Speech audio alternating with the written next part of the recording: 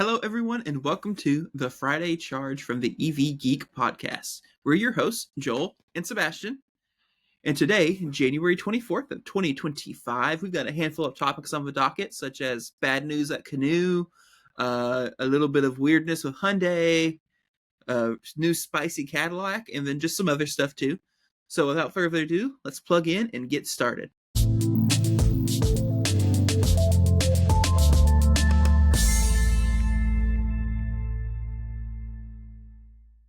All right, so our first topic of the night is a bummer, but not surprising. EV startup Canoo is dead. So on Friday, EV startup Canoo filed Chapter 7 bankruptcy, ceasing operations immediately. It's important to note, too, this is Chapter 7 bankruptcy, not Chapter, I believe, 11 bankruptcy. 7 bankruptcy means you are gone. Your stuff will be sold. You no longer exist.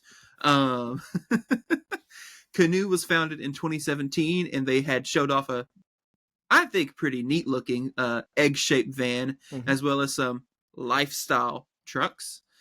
Canoo had been in troubled waters for quite some time, although they did successfully court some really big clients, such as Walmart, the Post Office, the Royal Mail, and even the U.S. Army. At Canoo's peak in 2021, they had a little over 800 employees. However, by December of 2024, they had 80. Ouch. Canoo had received tons of government incentives, including over $100 million in tax breaks and incentives from the state of Oklahoma, where it had a manufacturing plant. Canoo had delivered a handful of vans to customers, put that in quotes, customers, before closing, and who knows what the status of those are now. I say customers in quotes because a lot of them were like kind of trial runs. Like Walmart had a couple, the Royal Mail had a couple, Post Office had like 4. There was a couple in the state of Oklahoma for various departments, but they weren't like being actually sold yet. This is one that has been coming. It was pretty much guaranteed it was coming. I'm surprised they held on as long as they did. Ultimately, they just ran out of money, and it's hard to have a business when you don't have any money. I really like the idea. I like the look. I like the concept of it. But, Canoo's whole thing was they weren't really targeting for you and I. Nope. Their whole thing was to try to immediately get in on government contracts and business contracts or whatever. And, that's a hard market to get in, especially as a brand new company. So I'm not surprised to see it happen. It still sucks that, again, another EV manufacturer is dead. Mm-hmm. It is what it is. Yeah. You said they had a manufacturing plant in Oklahoma. They also had, I think, headquarters for a while, maybe in Northwest Arkansas, here up in Fayetteville. I don't know exactly what it was. Yeah. But actually, So they had their manufacturing. I believe it was Oklahoma City. Mm-hmm. Their technical corporate headquarters was in the Dallas-Fort Worth Metro, I believe. Mm-hmm. And they were going to have a satellite office here in Bentonville. Yes. However, I don't believe they ever actually opened into it. Yeah. I know they hired people in the area. They secured the building, but I don't think they ever actually fully did anything. And the last time I read up on it, they kind of made the announcement. They hired a bunch of people, and then something happened, and then they kind of sent all those people to work from home, and then they those people stopped having tasks, and then eventually they probably just went away. Bye-bye. Yeah. And actually, I got to sit in one of these. So a couple years ago, probably 3 years ago, Drive Electric Week in Northwest Arkansas, Canoo had a vehicle there. Because they, like you said, you're right. I sat in it. It was not comfortable. I mean, the seats were kind of hard, plasticky. You kind of sat in a U shape in the back. It was very odd. I don't know how well it would have done passenger-wise. Like I said, it didn't have a lot of frills. It didn't have a lot of comfort to it, but yeah, like you said, they were courting Walmart, they were courting, the post office, places like that where, there would the van would be used for commercial reasons. They had a passenger van. I liked it. I wasn't too impressed with it, and I didn't think it would really sell that well. Kind of for a niche, segment. But yeah, it's sad to see. I mean, we're kind of seeing these startups head that way, and we haven't kind of seen any new startups lately. So, I mean, mm-hmm. it is what it is. Yep. Moving on. Hyundai actually doesn't qualify for the tax credit currently. We lied to you. Not on purpose. It wasn't for lack of trying. No, it wasn't. Earlier in the month, Hyundai had announced that their new 2025 Ioniq 5, as well as the Ioniq 9, would both qualify for the $7,500 federal tax credit. However, late last week, the Department of Energy updated their list of qualifying EVs, and both of those models were removed. Interestingly, the 2025 EV6 and 2029 EV9 are still on the list as qualifying for the federal tax credit. Hyundai has not commented at all about why their EVs no longer qualify. However, it's likely, or it's believed, that it's due to some tighter material sourcing requirements in 2025. I believe it's now stating like 60% of battery pack components have to be from the United States. But if that's the reasoning, I would think the EV6 would also not qualify, considering they're not the sourcing Ioniq battery. 5 and the EV6 are the same powertrain and battery pack. I don't know. Yeah. It's weird. You don't think Hyundai and Kia would be sourcing batteries from different manufacturers or from different locations? Right. So it makes no sense. I mean, I bet you Hyundai is kind of looking forward to this, because then the dealers could stop giving the $7,500 credits they were giving away at the dealership, and now like, I guess we got to keep doing that because we've lost the credit. But yeah, I'll be curious to see in the next couple of weeks if Kia is added to that list. Were there any other manufacturers, or is it just those two that you know of, Sebastian? I believe I also saw that the ID4 is no longer qualifying for tax credit, even though, they've been building those in Chattanooga.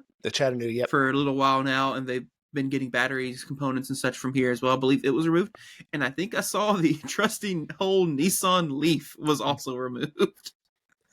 Good old Chattanooga. The list actually right now is semi-short. You've got like Blazer Equinox qualify, Silverado qualifies, Lightning qualifies, all Prologue, Model 3, Model Y, yes, Model 3, Model Y, and Cybertruck. Mach-E, Mach-E not yet. Okay. But yeah, it was a pretty short list, it looked like, for the 2025 model year. Of course, as manufacturers kind of move stuff around, maybe we'll see ones added, assuming the tax credit stays around long enough for them to. That's going to be a topic on every episode that we do from here Basically, on out. It's going to come up for the rest of the tax credit survived. So, yep. So when you said use all GM, right? So Cadillac and all them too? I believe so, yes. Okay, gotcha. Okay, cool. I was just curious. I didn't see the list. You had it in front of you, so. I actually don't have it in front of me. That was all based on memory. How smart you are. Look at that. So yeah, I mean, it is what it is. I mean, if those are the rules, those are the rules. And current administration, they're not going to change. They'll probably just get even tighter. So we may see I'm this. Sure if Hyundai had stuff in motion to try to make it qualify for tax credit, they will continue to keep that stuff in motion to make it happen. Yep. But if they aren't sure what the next step is, I wouldn't be surprised to see Hyundai not really try that hard, because why put a bunch of effort into making your vehicle tax credit eligible if the tax credit's just going to go away? and their cars haven't been tax credit eligible, and they're still selling a decent amount, so might as well just stay with the status quo, I guess. Yeah, I don't know. Anyway, Moving on, Ram is canceling their 500-mile truck. So when Stellantis originally unveiled the Ram 1500 Rev all the way back in 2023, they announced that they would have two versions, and the biggest was going to have a range of 500 miles. Mm-hmm. So later on, they revealed that the two battery packs one would be 168 kilowatt hours, measly amount, and the other one was going to be a massive 229 kilowatt hour battery pack, which would be the largest one we've seen yet. It would be. However, in a memo that was leaked to suppliers, Ram noted that they are planning now to focus on production of the Ram 1500 Ram Charger, which is the plug-in hybrid range extended EV type deal, and then the Ram 1500 BEV (BEVL). The memo stated that they were going to be canceling the Ram 1500 Rev BEV XL, which is assumed to mean the XL would be the big old battery pack and the L would be the also big old battery pack. That's a lot of acronyms to remember. For sure. Yeah. This is just interesting to me because on one hand, I can see maybe if they're kind of thinking they're going to have maybe a part shortage issue or whatnot, since Stellantis seems to be having some troubles right now. If they're trying to think of, focusing in on the models that most people would actually maybe get and be able to afford, rather than go through the effort of supplying and sourcing all these parts for maybe the vehicles that won't sell in mass. I kind of expect, or at least I hope, the Ram Charger will probably do pretty well. I believe it's supposed to be like a 90-something kilowatt-hour pack, but then it's going to be paired to a gas engine, kind of like a series hybrid or like a Chevy Volt type powertrain. And then the just regular size 1500 is probably going to be a decent bit cheaper and something that a normal person could probably afford. Yep. Maybe.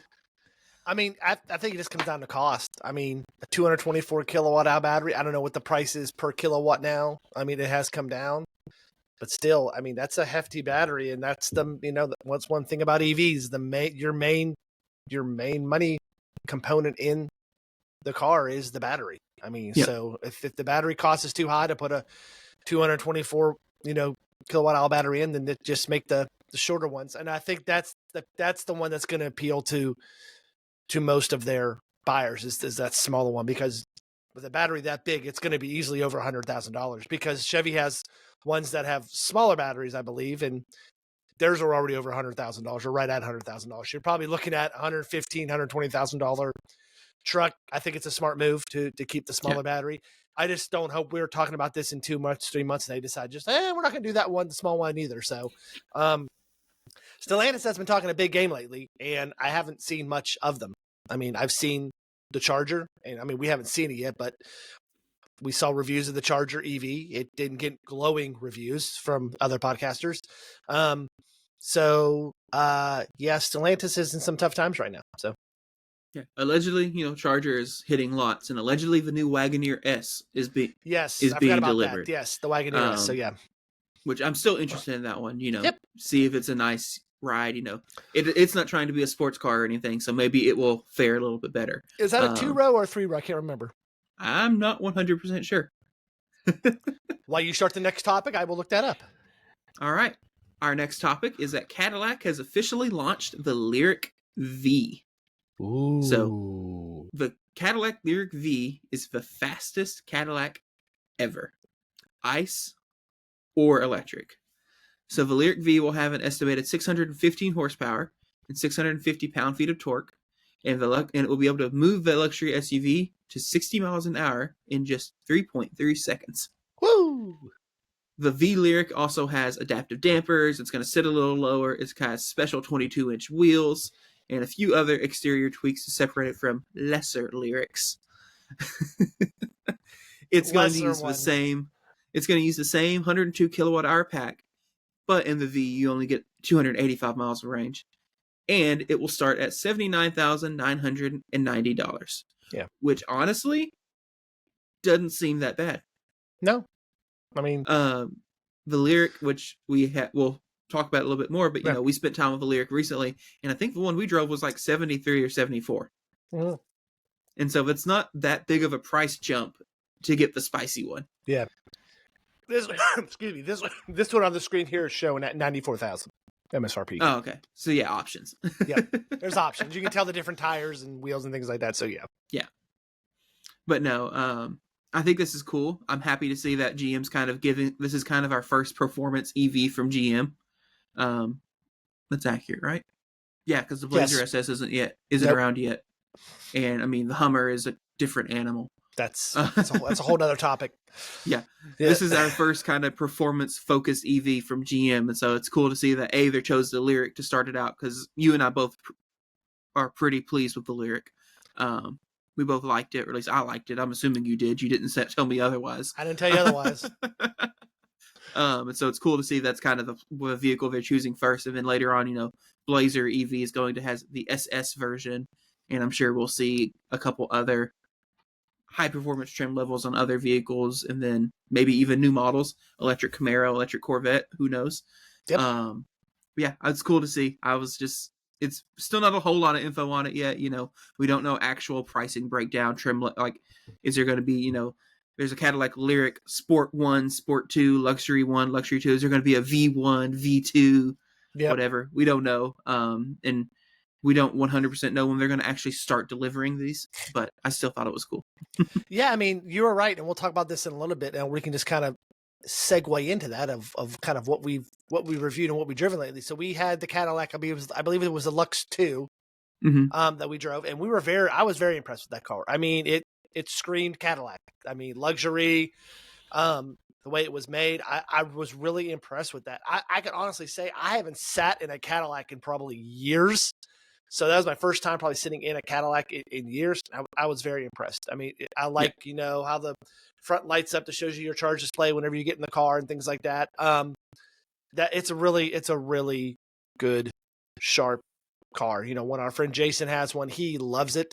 I would suggest if you get the car, get it in black on black. It's pretty black, sweet. just the black on black just looks so dope, so fresh, as the kids would say.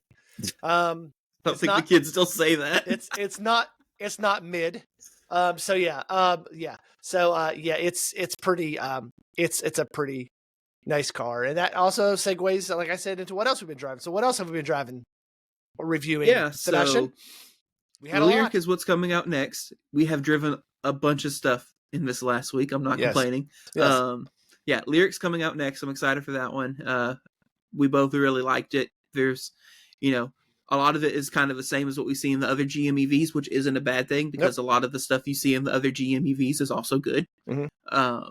It has a couple of the little quirks that some of the GM stuff has, but ultimately it was a really good package, and it's what a Cadillac should be, honestly. Yep. Materials were good, had good power, just a good place. It was a good place to be. Yep. See, what else have we driven recently? I believe after that we're going to do the F-150 Lightning. We got our hands on a Flash. We drove some recently F-150s Lightnings. We recently reviewed a 2022, which was older. This one has the updates, so it has the heat pump, I believe. And of course, Sebastian will correct me if I'm wrong because he likes to do that. We have because I do forget. You make me sound like a monster. I have the old one of the group, so my memory is better. My 45-year-old memory is not as good as a 25-year-old memory. So but we love the Lightning. I mean, a solid truck, solid work truck if you need to use it as a work truck. Doesn't get great range, but you're probably not driving it for the range. But and then we got it's still fine. Yeah, it's still fine. EPA rated on the one we drove was 320 miles, which is still fine. And it was cold that day, and we were still getting what 1.1. It was like 1.8 miles per kilowatt hour. Yeah. It was actually the same as the Mach E, wasn't it? Yeah, You have to watch the videos to find out about that. So it was a very cold day when we reviewed those videos. But heck, and then we also the luxury ones. Ooh, yes. We got a BMW iX and an i7. So the i7. Oh my god. I could sell my house and just live in it. I mean, so it was. It was so nice. I mean, it has the window shades you put up. Like Sebastian says, you hear him say it in the video, it's a car that you don't drive. You pay someone to drive you around in this car. You get chauffeured around, and the things like the customization you can do, the 50-inch drop-down screen, and you can watch it, that has, Alexa on it, or Amazon Fire. It's so nice. It's so expensive, and it's just, we just could have drove it around all day and just been in all of it. So And just to be clear, Joel says it's not a car you drive around; it's a car you hire someone to drive around. It drives fine. It drives There's fine. There's nothing wrong with how it drives. No. But it's one of those. The back seats are reclined. Like it's a car. So front seats having like 21-way adjustments, not that crazy, right? Yes. Yeah.